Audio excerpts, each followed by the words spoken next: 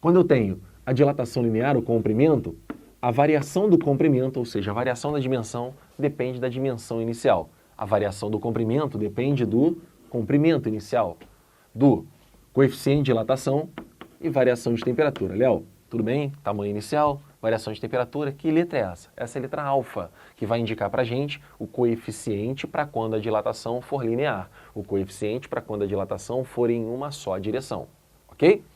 E a dilatação superficial? Aqui eu vou ter a variação da área, ok? Quem vai entrar aqui como fator importante? A área inicial, vezes o coeficiente para essa dilatação, vezes a variação de temperatura. Então vamos lá. Variação da área inicial, coeficiente de dilatação, ΔT. Léo, que letra é essa? Vamos lá? Essa letra é o beta. O beta é o coeficiente para quando a dilatação for superficial, coeficiente para quando a dilatação for em duas direções. E a do volume? A variação do volume vai depender de quem? Vamos lá?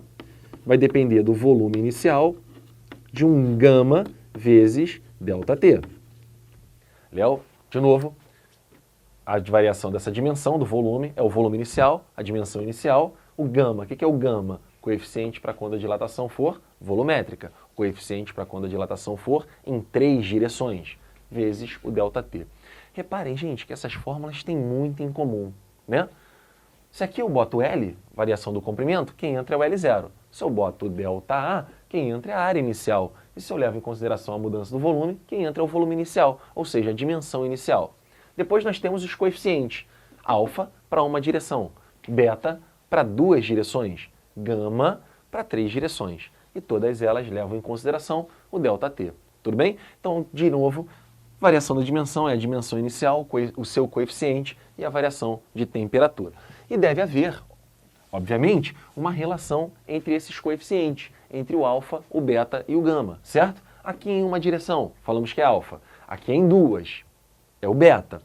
Nós conseguimos provar, gente, que o beta é igual a 2α, tá? A gente consegue matematicamente, nem tão difícil. De repente, no final do módulo a gente vê isso, ou façam pedidos aqui no chat, né? Professor, demonstra e tal. Aí eu também demonstro para vocês, tá? Que o beta vale 2α. E aqui nós temos em três direções, que aí nós temos o gama sendo em três direções, 3α. Então, de novo, em uma direção, alfa, em duas direções, o beta vale 2α, e em três direções, o gama vale 3α.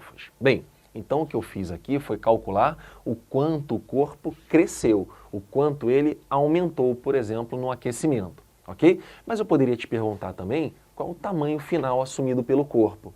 Ou seja, no lugar da dilatação, qual o tamanho que ele ficou, né? Quanto vale esse tamanho final? Vê se é fácil pensar, gente. Eu vou tentar... Não, vou fazer assim. Tudo que é delta na física, né? Final menos inicial, né? L menos L0. Então, posso dizer, passando para o outro lado, que o L, o tamanho final, é o L0 mais L0 alfa ΔT. Mas eu acho que isso aqui é mais óbvio do que feio. Não, Léo, eu acho mais feio do que óbvio. Tudo bem, mas vamos tentar tornar mais óbvio do que feio? Concorda aqui comigo que isso aqui é o quanto cresceu? Ó, vamos guardar que isso aqui é o quanto cresceu, o quanto aumentou de tamanho. Então, qual é o tamanho que eu fico no final? É o que eu tenho no início, mais o quanto cresceu. Ou seja, é o que eu tenho no início, mais o quanto cresceu. Faz sentido isso, pessoal? Então, qual o tamanho da área final?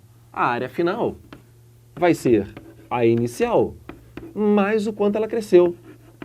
As letras são feias mesmo, né? Com certeza, concordo com vocês. E aqui, o volume final é o volume inicial, mais o quanto cresceu. Ai, professor, já vi que não vai ser fácil, hein? Já vi que vai ser tenso. Gente, normalmente a gente calcula a dilatação, o quanto cresceu. Depois soma o tamanho inicial e veja quanto eu tenho de tamanho final. Tudo bem? Essa é a primeira colocação que eu tenho para vocês.